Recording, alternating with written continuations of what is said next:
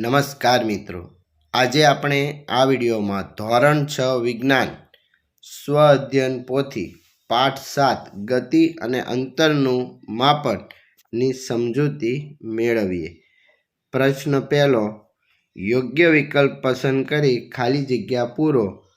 તો ખાલી જગ્યાની શોધ બાદ વાહન વ્યવહાર ક્ષેત્રે મહત્વપૂર્ણ પરિવર્તન આવ્યું તો પૈડા। બીજું, લંબાઈનો એસઆઈ એકમ મીટર। ત્રીજું, નાના બાળકના પારણાની ગતિ તો આંદોલિત ગતિ। પ્રશ્ન 2 છે, 1-2 વાક્યમાં જવાબ આપો। પહેલું, આધુનિક સમયમાં લોકો એક જગ્યાએથી બીજી જગ્યાએ જવા કયા વાહનનો ઉપયોગ કરે? તો બાઇક, રિક્ષા, બસ, કાર, ટ્રક, વિમાન જેવા સાધન વાપરે। પાંચમો પ્રશ્ન, તમે શાળાએ કયા પ્રકારની ગતિ કરીને પહોંચો છો? તો અમે અસ્તવ્યસ્ત ગતિ કરી શાળાએ પહોંચીએ છીએ। છઠ્ઠો પ્રશ્ન, રીનાબેન અને હેતલબેન વેંત કે પગલાંની મદદથી અંતરનું માપન કરે, બંને બહેનો ચોક્કસ માપન કરી શકશે? શા માટે? ના, બંને ચોક્કસ માપન કરી શકશે નહીં, કારણ કે બંને અલગ પ્રકારે માપે છે। સાતમો પ્રશ્ન, બે ગામ કે શહેર વચ્ચેનું અંતર માપવા કયા એકમનો ઉપયોગ થાય? તો કિલોમીટર। આઠમું, મકાનની છત પરથી છોડી દીધેલા દડાની ગતિ તો સુરેખ ગતિ। નવમું, વર્તુળાકાર ગતિ કરતા પદાર્થના ઉદાહરણ તો કે પૃથ્વી સૂર્યની આસપાસ ફરે, ચંદ્ર પૃથ્વીની આસપાસ ફરે, પછી ચકડોળ। 10મું, પતંગિયાની ગતિ કયા પ્રકારની ગતિ? તો અસ્તવ્યસ્ત પ્રકારની ગતિ। 11મું, જેનિલભાઈની માપપટ્ટી વડે લંબાઈનું માપન કરે તો તેણે માપન કરતી વખતે કઈ કાળજી રાખવી? તો માપપટ્ટી વસ્તુની નજીક રાખવી, માપપટ્ટી તૂટેલી ન હોવી જોઈએ અને ત્રાંસી નજરે માપન ન કરવું। 12મો પ્રશ્ન, પૃથ્વીની ગતિ કયા પ્રકારની ગતિ હોય છે અથવા પૃથ્વી કઈ ગતિ કરે? તો પૃથ્વીની ગતિ એક વર્તુળાકાર અને એક નિયમિત ગતિ હોય। એવી જ રીતે પૃથ્વી પોતાની ધરી પર ફરે એને દૈનિક ગતિ કહેવાય અને સૂર્યની આસપાસ ફરે એને વાર્ષિક ગતિ કહેવાય। 13મો પ્રશ્ન, કયા વ્યવસાયકારોને લંબાઈનું માપન કરવાની જરૂરિયાત ઊભી થાય? તો દરજી, કુંભાર, સુથાર, ઇજનેર, કાપડ વેચતો વેપારી વગેરે। જોડકું જોડો। પહેલું, ફ્લેગ માર્ચ કરતા સૈનિકોના હાથની ગતિ તો આવર્ત ગતિ।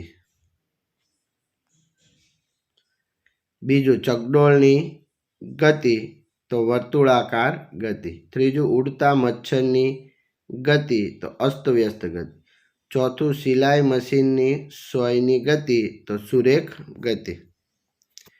15મો પ્રશ્ન, નિધિબેનના ટેબલની લંબાઈ 154 સેમી છે, તેના પર પાથરવા માટે કેટલા મીટર લાંબુ કપડું જોઈએ? તો 1.54 મીટર।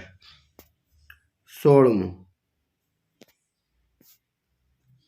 શિલ્પાબેનની શાળાથી ઘરનું અંતર 1.5 કિલોમીટર છે, શિલ્પાબેને શાળાથી ઘરે જતા કેટલા મીટર ચાલવું પડે? તો 1500 મીટર।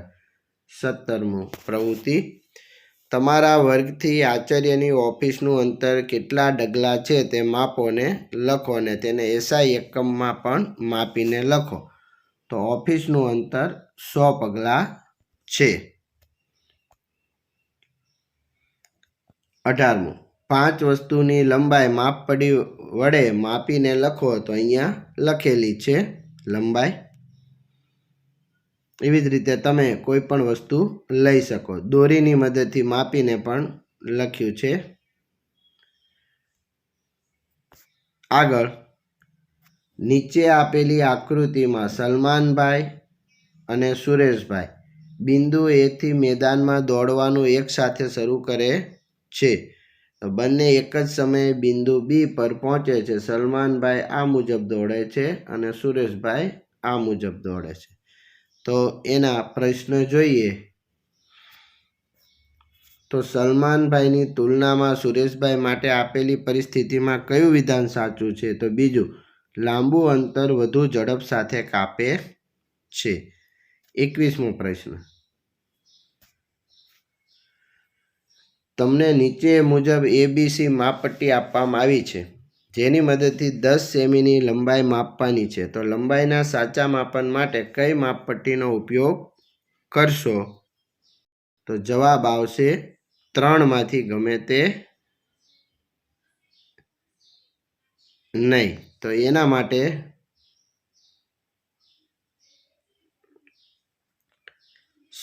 સી માપપટ્ટી છે એનો ઉપયોગ થશે, જે બરાબર છે.